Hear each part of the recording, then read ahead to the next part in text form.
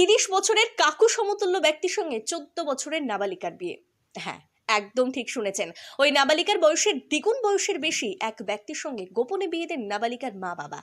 কোন যুক্তিতে এত অল্প বয়সী নাবালিকার সঙ্গে 30 বছরের বেশি বয়সের ব্যক্তির সঙ্গে বিয়ে দিতে গেলেন? ঘটনা জানাজানি হতেই পুলিশের হাতে আটক নাবালিকার পরিবার।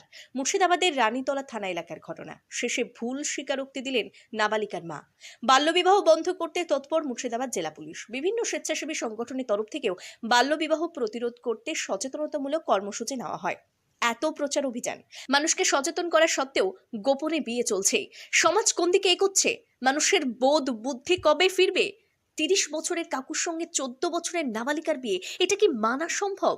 একজন 30 বছরের ব্যক্তি কিভাবে 14 বছরের একটি নাবালিকা মেয়ের সঙ্গে বিয়ে করতে গেলেন, তা নিয়েও প্রশ্ন উঠছে।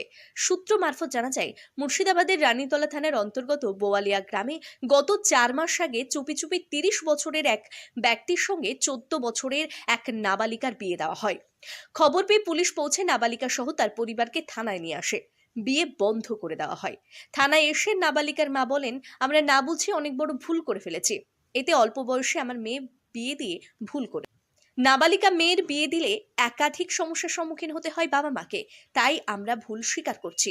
তিনি আরো বলেন, আগামী দিনে আমাদের মতো কেউ যেন ভুল না করেন, কারণ আমাদের মতো এমন যদি ভুল করেন শেষ পর্যন্ত পুলিশের হাতে পাকড়া হতে হবে। ব্যুরো রিপোর্ট, গ্রাম বাংলা নিউজ। সবার সাথে, সবার পাশে।